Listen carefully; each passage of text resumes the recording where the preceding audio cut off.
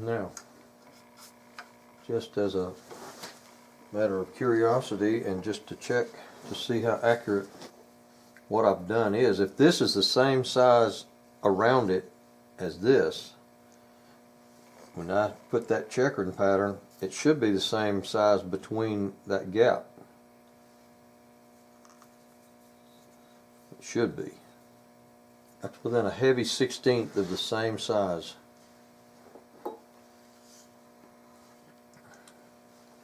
I can live with that.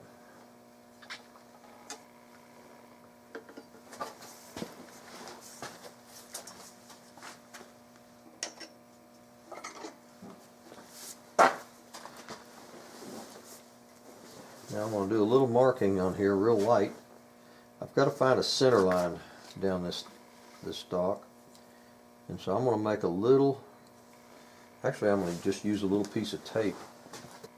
I'm going to use that center line for more than just putting this pattern on. I've got to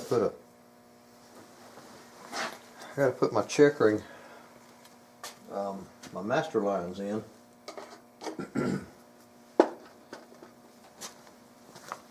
My master lines need something of a straight line to start with.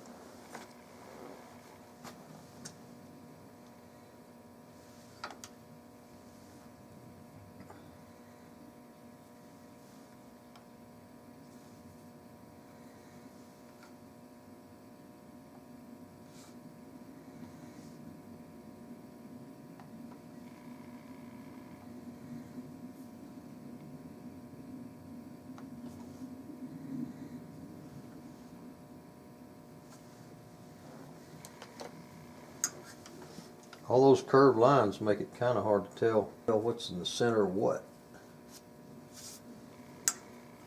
It looks like it needs to slide toward me maybe about a 1/2 millionth of an inch. There's my pattern. Just draw that.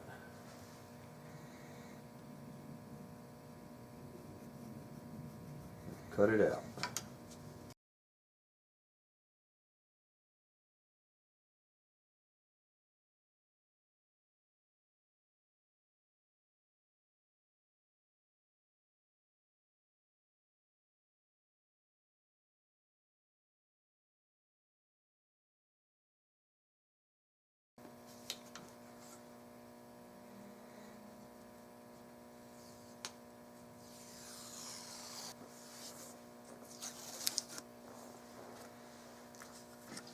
It's 22 lines per inch, which is not uncommon, but the proportion of this thing is unbelievable. It's really square. I mean, it's not a square, but it's not very. It's about a 2 to 1.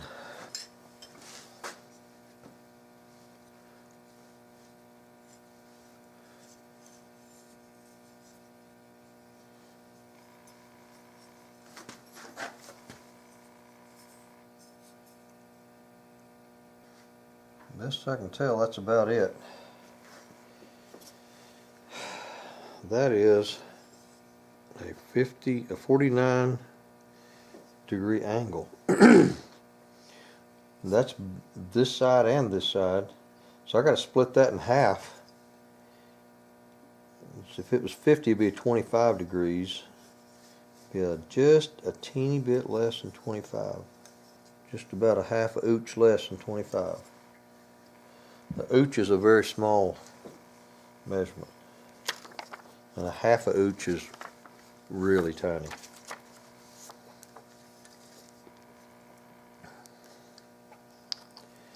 So I can mark on this, if I can hold it still.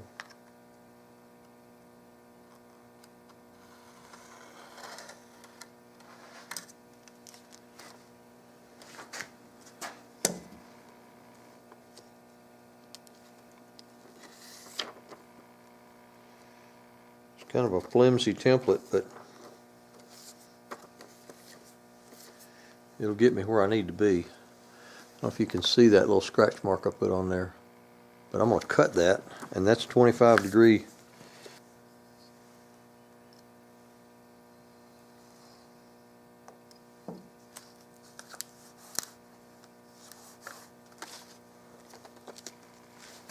With a score, I should be able to break that.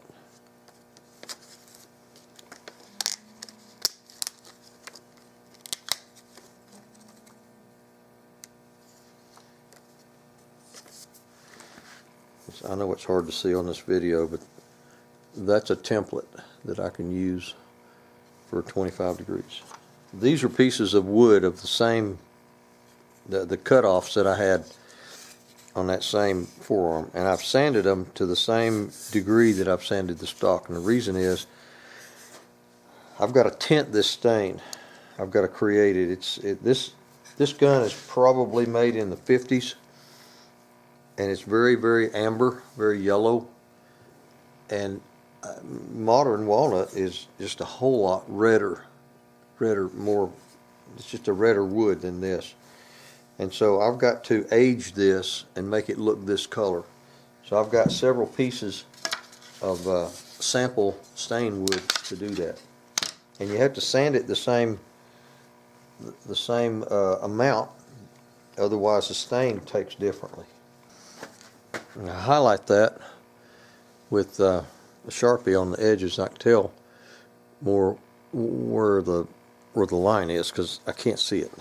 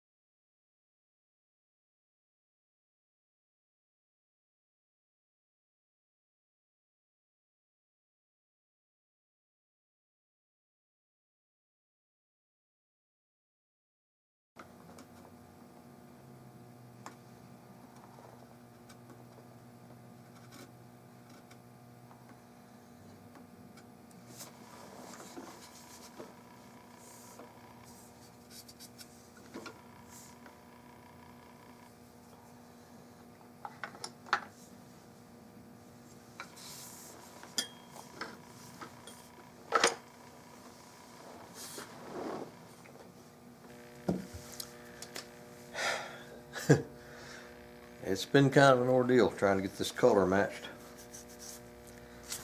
I haven't run the serial numbers on this shotgun, but I'm going to say it's from the 50s or 60s, maybe late 50s. And the finish that they used basically was a varnish finish back then. And this stuff has yellowed with age, very gracefully, very beautifully, but it is yellow. It's oil-based varnish turns kind of amber with a lot of age. And so to strip this and refinish it more in a modern look would take away from the value, so that's really not an option. The problem is walnut is red.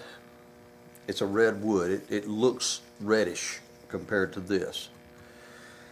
I've got the type of wood right, I've got the figure in the wood right, but trying to match the finish has been a real problem. It's been about 2 weeks since I made the last recording. It took me about 2.5 days to make this, to fit it, make it, lay out the checkering.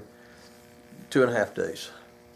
I worked for about 2 weeks off and on. I have to wait for the paint store to open, and they're not open 24 hours a day. And the guys at the local paint shop are ready to cut me out of their will. They really are, because I keep bugging them with this thing, and they said, you can't stain something and make it lighter than what it is to start with.